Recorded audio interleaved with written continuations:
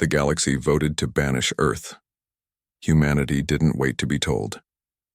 Twice, Ambassador Allison Wright stood alone at the center of the massive circular chamber. The room stretched so high and wide that its edges faded into shadow. Thousands of alien representatives watched her from tiered seats that rose like a great wall around her. Some looked almost human. Others resembled nothing Earth's ancient storytellers could have imagined. Allison kept her face calm, though her heart raced. After 8 years as Earth's voice in the Galactic Confederation, she knew what was coming. The vote tally appeared as glowing numbers in the air above her head. With each passing second, the numbers against Earth grew larger. The final count flashed bright red. 2,147 civilizations had voted to banish Earth from the Confederation. Only 89 had voted to let them stay. The Grand Minister of the Confederation, a tall being with blue-gray skin and 4 arms, rose from his seat at the highest tier. His voice echoed through the chamber without any visible technology to carry it. The Assembly has spoken. For the crimes of excessive technological advancement, aggressive expansion, and development of forbidden technologies, Earth and all human colonies are hereby banished from Confederation space for a corrective period of 500 standard years. Murmurs rippled through the crowd. 500 years was actually a light sentence. Many had pushed for permanent exile or worse. All humans must return to their home system within 1 standard quarter cycle. Any found outside the Sol system, after this period, will be subject to immediate detention. The Grand Minister's large oval eyes fixed on Allison. Ambassador Wright, you may transmit this news to your people. Allison bowed her head. I request a private channel to Earth government, as is my right under Article 7 of the Confederation Charter. The Grand Minister nodded. Several representatives shouted objections, but the rules were clear. Earth was entitled to receive the news through official channels first. Granted. You have 1 standard hour to transmit the decision before it becomes public record.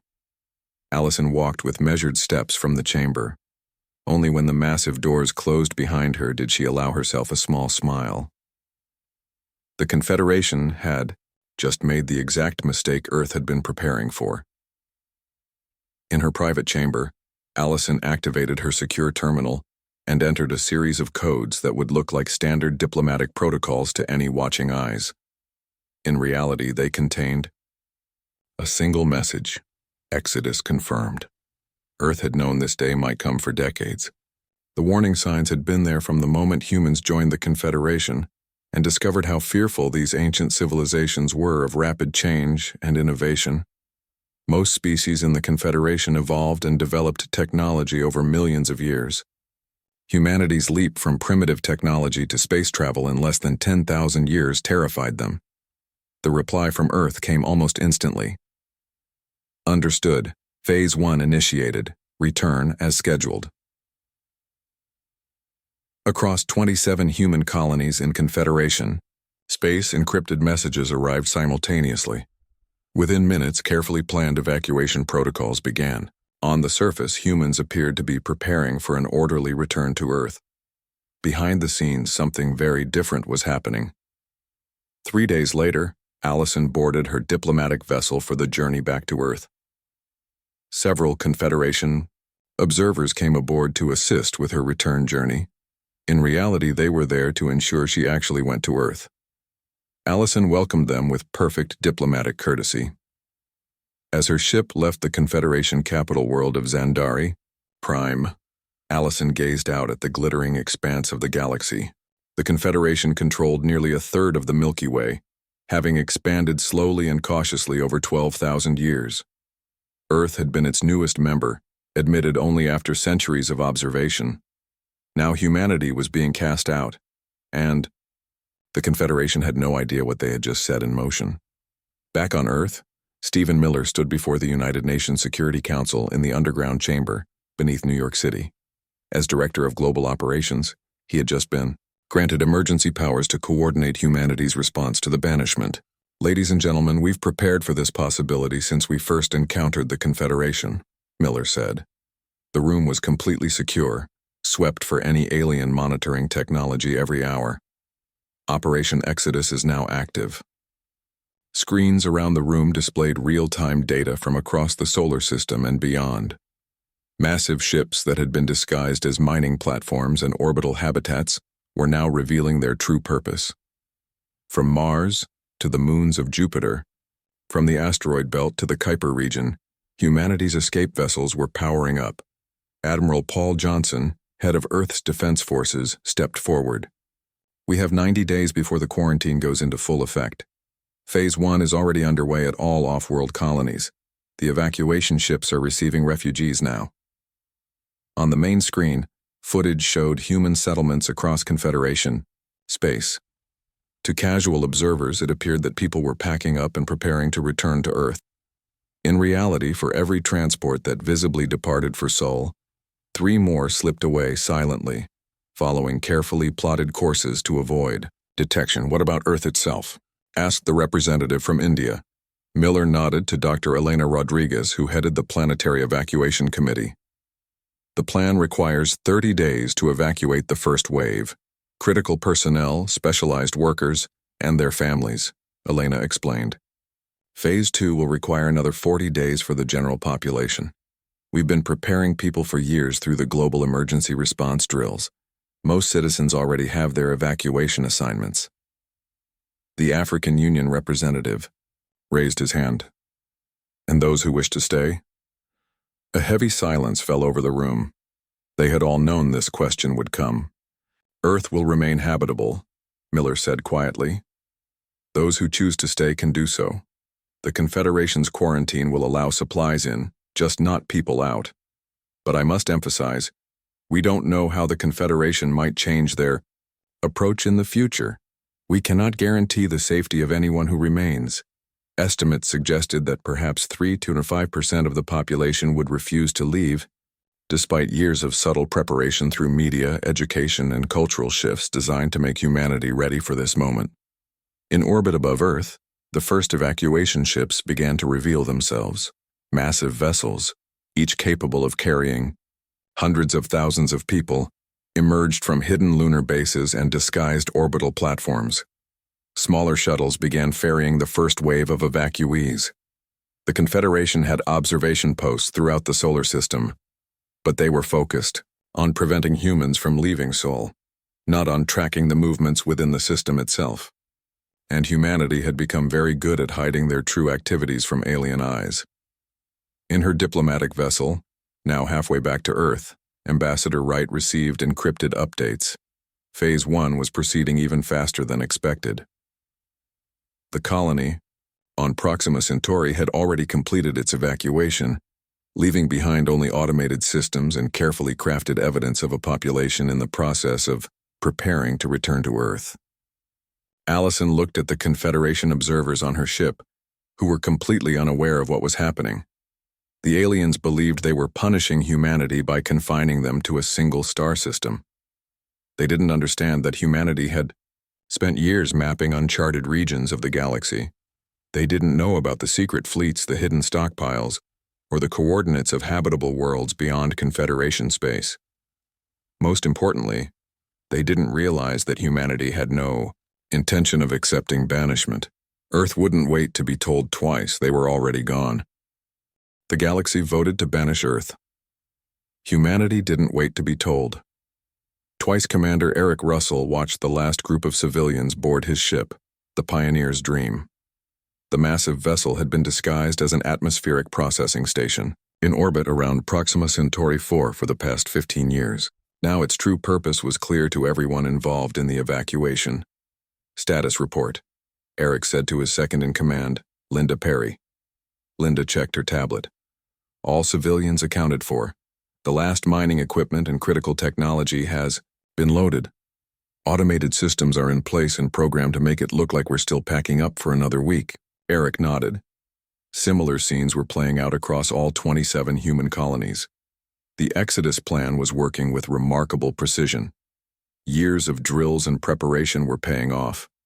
"Begin silent departure protocol," Eric ordered. The Pioneer's Dream powered up its engines without the typical bright flare that would be visible to monitoring stations. The ship's outer hull, designed to absorb rather than reflect light and sensor signals, helped them slip away from the colony without detection. 3 smaller vessels followed, equally stealthy. Course set for Rendezvous Point Omega, the navigation officer reported. Eric looked back at the planet that had been home to nearly 80,000 humans. Now it stood empty except for automated systems and a few holographic projections that would continue to show signs of human activity for days or weeks before shutting down as part of the apparent evacuation to Earth. "Good luck, old friend," he whispered to the abandoned colony. The small fleet accelerated away from the Proxima Centauri system, following a carefully plotted course through areas with high radiation or dust clouds that would mask their energy signatures. They would travel for 3 weeks before meeting with other evacuation ships at the secret gathering point, beyond Confederation sensor range. Back on Earth, the first phase of the planetary evacuation was already 30% complete. Priority: personnel and their families were boarding the massive ships in orbit. Advanced manufacturing facilities, genetic libraries, scientific knowledge, and cultural treasures were being systematically transferred to the waiting vessels. In the White House Situation Room, Stephen Miller reviewed the latest evacuation reports with his team. The room buzzed with activity as officials monitored screens showing evacuation zones around the world. "We're ahead of schedule in North America and Asia," said Elena Rodriguez. "Europe is on track. We're having some issues in Eastern Africa due to weather conditions slowing the shuttle launches, but we're adjusting resources to compensate." Miller nodded. "And our visitors?"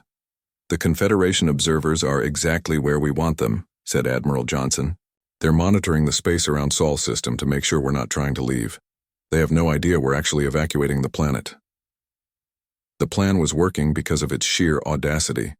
The Confederation expected humans to protest their banishment, perhaps even fight against it. They never imagined humans would simply leave, not just the colonies, but Earth itself. "What about the stay-behinds?" Miller asked. Elena's expression turned serious. "Current estimates show about 3% of the population is choosing to remain. They've all been briefed on what to expect. Most are settling in the designated preservation zones." Miller had hoped for a lower number, but he respected the choice. Some humans felt too connected to Earth to leave, even knowing they might never see the rest of humanity again. "Make sure they have everything they need," Miller said, "and that they understand our communication protocols." In orbit, the evacuation fleet grew as more ships emerged from hiding. Some had been built in secret lunar facilities. Others had been disguised as space stations or satellites. Each was a marvel of human engineering, designed to sustain tens of thousands of people for years if necessary. On the Pioneer's Dream, now safely beyond the Proxima Centauri system, Commander Russell called his senior staff to the bridge. The main screen showed their plotted course to Rendezvous Point Omega, where the ships from other colonies would gather. "We've received new coordinates," Eric told them. "Earth has accelerated the timetable. The first wave of ships from Sol will be arriving at the rendezvous point in 18 days, not 25 as originally planned." His officers exchanged looks of surprise. The Exodus plan had built-in flexibility, but such a significant change meant something had happened. "Do we know why?" asked Linda. Eric nodded. "Confederation Council has sent inspection teams to verify compliance with the banishment order. They're arriving sooner than expected. Earth needs to have the first wave out before they get there." The officers nodded. They all understood the stakes. If the Confederation discovered that humans were evacuating Earth itself, rather than simply returning to it as ordered, they might take more drastic action. Across the galaxy, human ships moved silently through the darkness of space. Their courses carefully avoided known Confederation patrol routes and monitoring stations.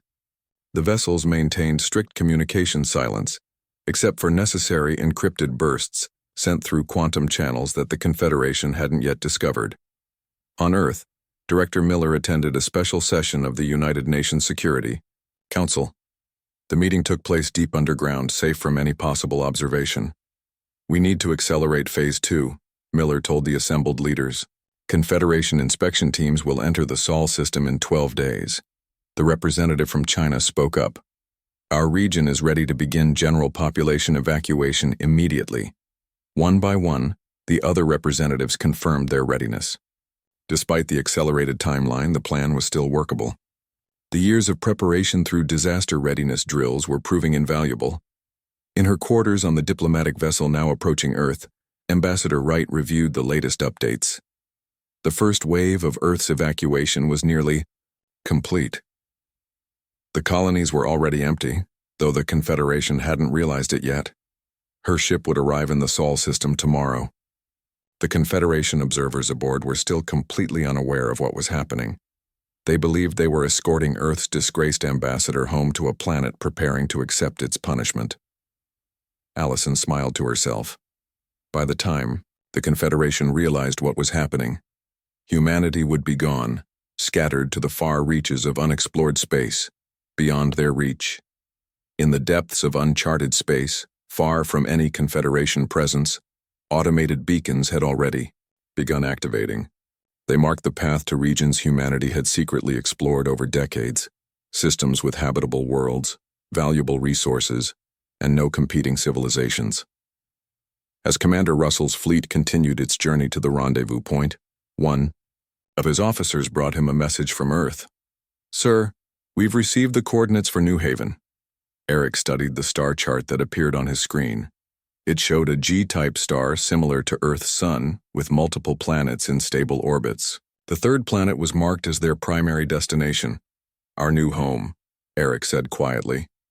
The officer nodded. "One of many, sir. Earth has designated 12 primary settlement worlds. Once we rendezvous with the rest of the fleet, we'll be assigned our final destination." Eric looked at the faces of his crew. There was fear there, but also determination, and even excitement.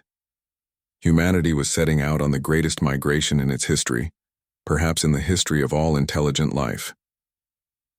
The pioneer's dream continued through the darkness, carrying the hopes and future of humanity toward a new beginning. The galaxy voted to banish Earth.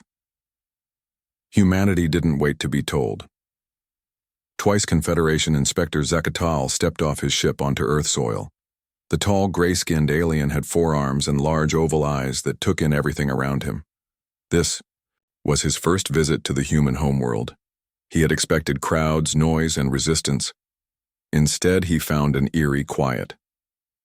The landing pad at what humans called the United Nations spaceport was clean and well-maintained. A small group of humans waited to greet the inspection team. They wore formal clothes and polite smiles. "Welcome to Earth," said an older man who stepped forward. "I am Richard Jones, Assistant Director of Planetary Affairs. We're here to help with your inspection and verify our compliance with the Confederation's decree." Ziktal looked around. Something felt wrong. "Where are your security forces, your protesters, your media?" Richard smiled. "We've accepted the Confederation's decision. There's no need for protests or heavy security. As for media, they're waiting for the official press conference later today." The inspection team of 12 aliens from different species exchanged puzzled looks. This calm acceptance was not what they had expected from humans, who had a reputation for being emotional and unpredictable. "Take us to your government center," Ziktal ordered. The humans led them to vehicles that traveled smoothly through the streets of New York City. Ziktal watched through the windows. The streets were unusually empty. Some humans walked on sidewalks. Shops and restaurants appeared to be open. But there were far fewer people than there should have been in a city of this size. "Your population seems reduced," said Mashratk, another inspector. Richard nodded. "Many people have relocated to designated population centers as part of our reorganization. It makes better use of resources now that we're limited to the Sol system." At the United Nations building, the inspection team was shown to a large conference room. A group of human officials waited there, including Stephen Miller, who rose to greet them. "Director Miller," Zikatal said with a formal bow. "I am here to verify Earth's compliance with the banishment decree." Miller nodded. "Of course. We have prepared reports showing that all off-world colonies have been evacuated. All human ships have returned to Sol system. We are in full compliance." Zichtal received the reports on his datapad. The information appeared to be complete. Still, something bothered him. "I would like to see more of your planet," he said suddenly. "Not just official buildings and reports." If Miller was surprised by this request, he didn't show it. "Of course. Where would you like to go?" "Your largest population centers, your industrial areas, your spaceports." Miller smiled. "We'll arrange it immediately." Over the next 3 days, the inspection team visited cities around the world. They saw humans going about their daily lives. They toured factories, schools, and farms. Everything seemed normal, yet somehow subdued. On the 4th day, Zichtal demanded to see one of the returning colony ships. He was taken to a massive vessel in orbit that had recently arrived from Alpha Centauri. The ship was full of humans and their belongings, all apparently returning to Earth as ordered. The captain, a woman named Susan Harper, showed them around the ship. "We finished evacuation 2 weeks ago," she explained. "All 20,000 colonists are aboard, along with essential equipment and personal belongings." "And the colony itself?" asked Zichtal. "Automated systems are still running to maintain the habitats, but no humans remain," Captain Harper said. "The Confederation observers can verify this." Indeed, 2 Confederation officials who had been stationed at Alpha Centauri confirmed that the human colony was empty. Zichtal should have been satisfied, but his instincts told him something was not right. The humans were being too cooperative, too calm about their punishment. On the 6th day of the inspection, he changed tactics. "Take me to your southern continent, to the unpopulated regions," he demanded of Miller. The human director agreed without hesitation. Within hours, they were flying over the vast, empty lands of what humans called Antarctica. "We have research stations here," Miller explained as they approached a cluster of buildings on the white landscape. The inspection team landed and toured the facility. Scientists worked on climate research and biological studies. Everything seemed normal. But as they were preparing to leave, Zichtal noticed something unusual. A large area where the snow appeared disturbed, as if something massive had recently been there.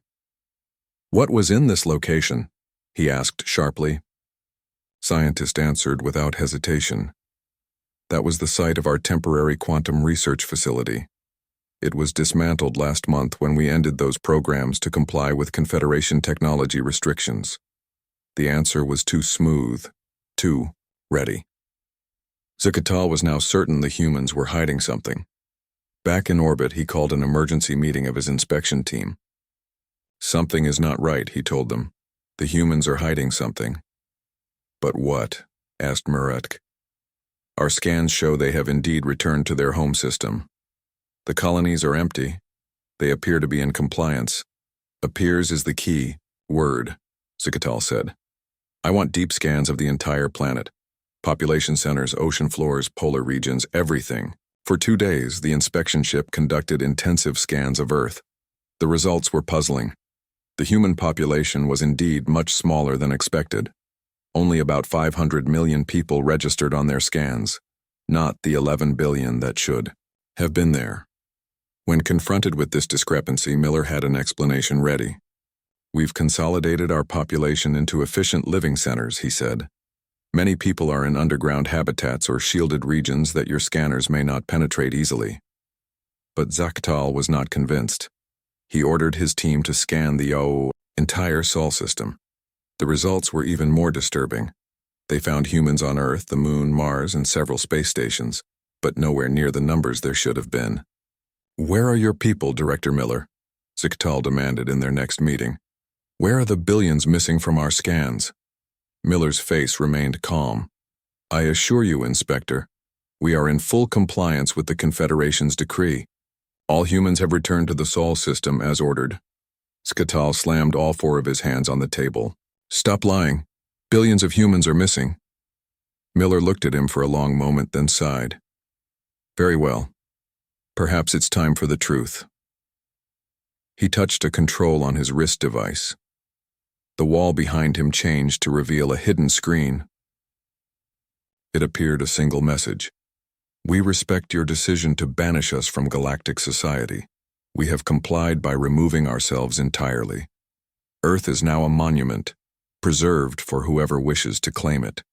Humanity has chosen to seek its destiny elsewhere. Sigatal stared at the message in shock. What have you done? Exactly what you told us to do, Miller said. You voted to banish us, so we left. But where? How? Muritka asked, voice trembling. Miller smiled. That's no longer your concern. As the truth dawned on the inspection team, panic spread through their ranks. Humans hadn't just evacuated their colonies and returned to Earth as ordered. They had evacuated Earth itself. Billions of people had somehow vanished from Confederation space without being detected. The Confederation will hunt you down, Sigatal threatened. You're welcome to try, Miller replied calmly. But I should warn you, the humans you see here, myself included, are volunteers who stayed behind. We represent less than 5% of our population. The rest are already beyond your reach. In that moment, Sigatal realized the true magnitude of what had happened. The Confederation had tried to cage a species that refused to be caged, and now, somewhere in the vast unknown regions of the galaxy, humanity was free to grow and develop, without Confederation restraints. He looked at Miller with new understanding and, though he would never admit it, a touch of fear. What happens now? He asked quietly. Now? Miller smiled.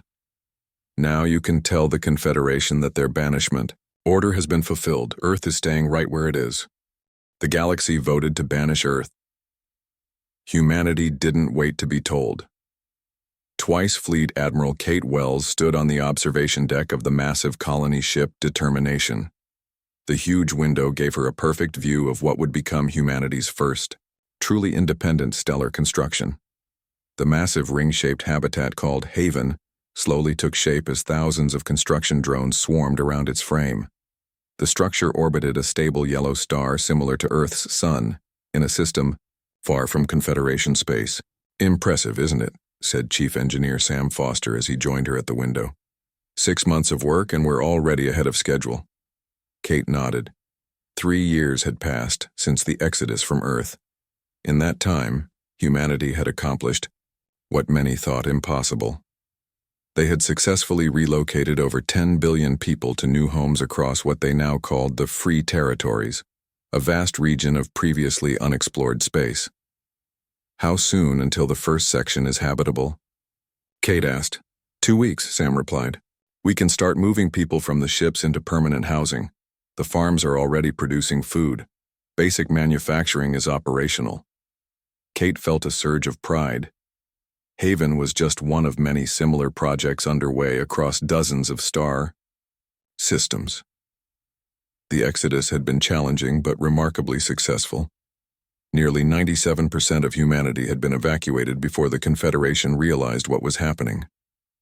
Admiral, you're needed in the command center, her communication device announced. Director Grayson has arrived with an update. Kate left the observation deck and made her way through the busy corridors of the Determination. The ship had been home to over 100,000 people for the past 3 years. Soon they would move to their permanent homes on Haven.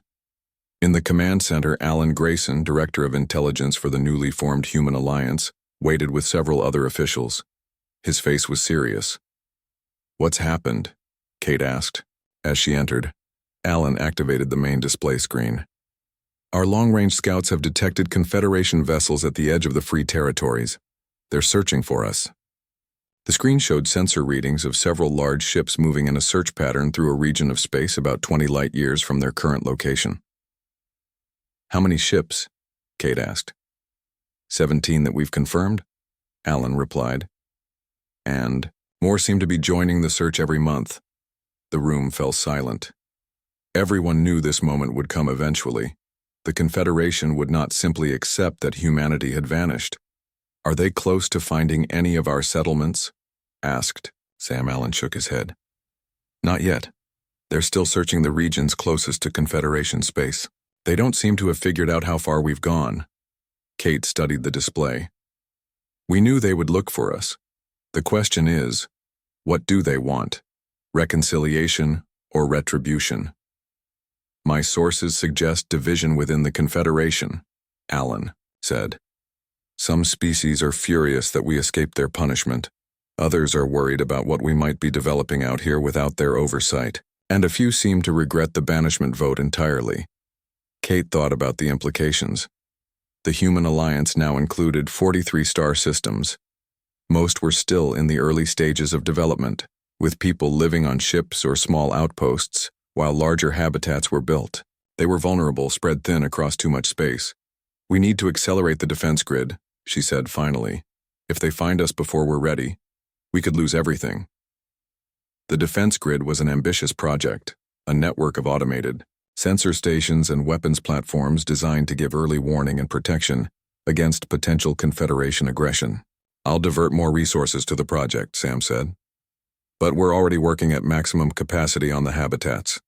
People need homes, Admiral. People need safety first, Kate replied. Reassign 20% of the construction drones from each habitat project to defense work. We'll delay completion of living spaces if we must. The decision was difficult but necessary. Kate had been entrusted with protecting humanity's new beginning. She wouldn't fail. Later that day, Kate met with Olivia Mitchell, head of the Science Council. They walked through the Determinations agricultural section, where plants grew under artificial light. I hear you're diverting resources to defense, Olivia said. She was a short woman with curly gray hair and sharp eyes. We have no choice, Kate replied. The Confederation is searching for us. Olivia nodded. Perhaps this is an opportunity, not just a threat. What do you mean? For 3 years we've been hiding, building in secret, Olivia explained. Maybe it's time to let the galaxy know we're still here, on our own terms.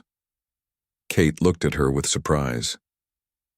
You're suggesting we reveal ourselves deliberately? Our terms when we're ready, Olivia clarified. Not when they stumble upon us accidentally. The idea was bold, risky. But Kate could see the logic. If the Confederation was going to find them eventually, better to control how and when that happened. What did you have in mind? Kate asked. A message, Olivia said. Broadcast across all Confederation frequencies. We show them what we've built, offer limited trade and diplomatic relations, but make it clear we won't be controlled again. Kate considered the proposal. The Council will need to vote on something this significant. Of course, Olivia agreed. But we should prepare now. I've already asked my team to draft a possible message and visual presentation. As they continued walking, Kate thought about how far humanity had come. In just 3 years, they had established new colonies, built massive habitats, and developed technologies that had been forbidden under Confederation rules. Without the restrictions that had held them back, human innovation had flourished. The AI systems that had so frightened the Confederation had become humanity's greatest allies, helping design habitats and solve complex logistical problems. Quantum technology had advanced rapidly, enabling faster ships and better communication systems. Yet challenges remained. Resources were limited. Some colony sites were proving more difficult to develop than expected, and now the Confederation was searching for them. 2 days later, the Human Alliance Council met aboard the Determination to discuss the situation. Representatives from all 43 settlement systems attended, either in person or through secure quantum communication. The defense grid must be our priority, Kate argued. If the Confederation finds us before we're ready, everything we've built could be lost. Some council members disagreed. Our people are still living on ships, said the representative from the Lyra settlement. They need homes, not weapons. The debate continued for hours. Finally, Beth Carson, who had recently been elected president of the Human Alliance, called for order. Both perspectives have merit, she said. We cannot neglect our defenses, nor can we forget why we're building them, to protect our people and their homes. She paused, looking around the room. I propose a third option, based on Director Mitchell's suggestion. We prepare to reveal ourselves to the Confederation, but on our terms and from a position of strength. A murmur went through the room. Beth continued, we accelerate both habitat construction and the defense grid, and we prepare a message to the Confederation, not as defeated exiles, but as an independent human civilization ready to engage as equals. The vote was close, but the proposal passed. For the next 4 months, the Human Alliance worked at an incredible pace. Habitats grew faster, defense systems came online, and a team worked to craft the perfect message to send to their former banishers. On the observation deck of the Determination, Kate looked out at Haven. The massive ring structure now showed signs of life. Lights glowed from completed sections, and small craft moved between the habitat and supply ships. Similar scenes were playing out across all 43 settlement systems. Are we ready for this? She asked herself quietly. Are we ready to face the galaxy again? She didn't know the answer. But she did know that humanity would face whatever came next together, free and independent at last. The galaxy voted to banish Earth. Humanity didn't wait to be told. Twice 7 years had passed since humanity left Confederation space. On millions of worlds across the galaxy, beings of thousands of different species went about their daily lives. Few still thought about the humans who had once been part of their galactic community. Many assumed the troublesome species was quietly serving its punishment, confined to a single star system. That changed in an instant. Every communication system across Confederation space suddenly activated at once. Screens in homes, public spaces, government buildings, and even personal devices lit up with the same image. A human woman standing on what appeared to be the bridge of a massive starship. To our former neighbors in the Galactic Confederation, the woman began, speaking in perfect standard Galactic. I am Beth Carson, President of the Human Alliance. We hope this message finds you well. In the Grand Assembly Hall of the Confederation, where 7 years earlier the vote to banish Earth had taken place, representatives watched in stunned silence. 7 years ago, you voted to banish humanity from your midst, President Carson continued. You feared our rapid development and innovation. You sought to contain us within our home system for 500 years. The image changed to show sweeping views of massive space habitats, thriving cities on many different worlds, and fleets of ships, unlike any the Confederation had seen before. We chose a different path. Humanity has established a new home beyond your borders. We harbor no ill will for your decision to banish us. In fact, we thank you for forcing us to embrace our true potential. The Grand Minister of the Confederation, still the same blue-skinned, four-armed being who had announced the banishment, sat frozen in shock. The human woman continued her message. The Human Alliance now comprises 43 settled systems and over 100 habitable worlds. Our borders are open to trade and diplomatic relations with any Confederation worlds that wish to engage with us as equals. She smiled, and the image changed again to show human scientists working in advanced laboratories. We offer certain technologies, particularly in medicine, sustainable energy, and environmental restoration, to any world that recognizes our sovereignty. Our scientific advances over the past 7 years have been significant. Free from the technological restrictions imposed by the Confederation, we have solved problems that have plagued many worlds for centuries. The representatives in the assembly hall looked at each other with a mixture of disbelief, fear, and in some cases, hope. Humanity had not been caged as intended. They had escaped and thrived. The image changed one final time. Now a different human appeared, an older woman in a military uniform standing on the bridge of what was clearly a powerful warship. I am Admiral Kate Wells of the Human Defense Force, she said, her voice firm but not threatening. I wish to make our position clear. We left peacefully when asked, and we wish to remain at peace. But understand this, we will never again allow ourselves to be confined or restricted. Any aggression against Human Alliance territories will be met with overwhelming force. We chose to leave once. We will not leave again. The image returned to President Carson. Attached to this message are detailed star charts showing the borders of Human Alliance space. We welcome peaceful contact from the Confederation. Our embassy vessels will be stationed at the designated coordinates for any who wish to open diplomatic relations. The message ended, leaving the Confederation in turmoil. Emergency sessions were called in the assembly hall. Military advisors were summoned. Scientists examined the limited data included in the human broadcast.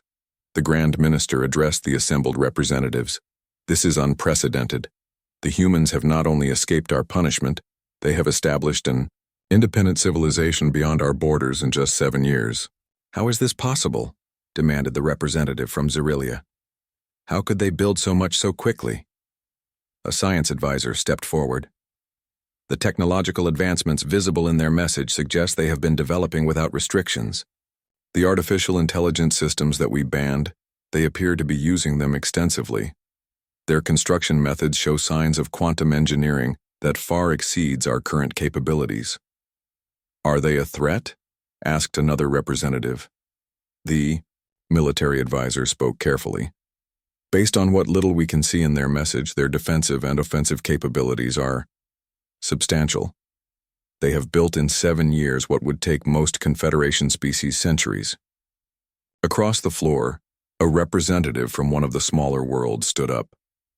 Perhaps we made a mistake in banishing them. Their offer of medical technology alone could save billions of lives on struggling worlds. Arguments broke out across the assembly hall. Some representatives demanded immediate military action to bring the humans under control. Others advocated for opening diplomatic relations. Many simply seemed stunned by the sudden reappearance of a species they thought they had successfully contained. Meanwhile, at the edge of what was now known as Human Alliance space, diplomatic vessels waited as President Carson had promised. Each was staffed with human representatives ready to open communications with any Confederation world willing to engage. Aboard the flagship Defiance, Admiral Wells watched as the first Confederation ships approached their position. They were not military vessels but diplomatic shuttles. It appears some of them want to talk, said her second-in-command. Kate nodded. Good. Talking is better than fighting. Do you think they'll ever accept us as equals? He asked. Some will, Kate replied. Others won't, but it doesn't matter anymore. We don't need their acceptance to thrive.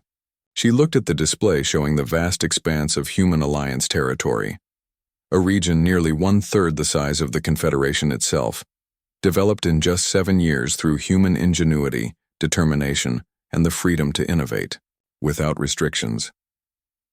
On Haven, now a fully completed habitat ring home to over 6 million people, President Carson addressed the Human Alliance Council after sending the message to the Confederation. Today marks a new chapter in human history, she said. We have announced our presence to the galaxy, not as returning exiles but as equals, perhaps even as leaders. One council member raised a hand. What if they decide to attack us? Then, they will learn that humanity is not easily defeated, Carson replied. But I believe most will choose a different path. Our technology, our resources, our friendship, these are valuable things. The Confederation will soon discover that having humanity as an ally is far better than having us as an enemy. As predicted, in the days and weeks that followed, individual Confederation worlds began to break ranks. The smaller, less influential species were the first to send diplomatic missions. They were drawn by the promise of medical technology and clean energy solutions that the Confederation's restrictions had denied them for millennia. The galaxy had tried to cage humanity, believing they could control a species they considered too aggressive, too innovative, too unpredictable. Instead, they had unleashed humanity's greatest qualities: resilience, ingenuity, and an indomitable spirit that refused to be constrained. The vote to banish Earth had not ended humanity's story. It had only begun a new chapter, one where humans would never again allow anyone to decide their destiny but themselves.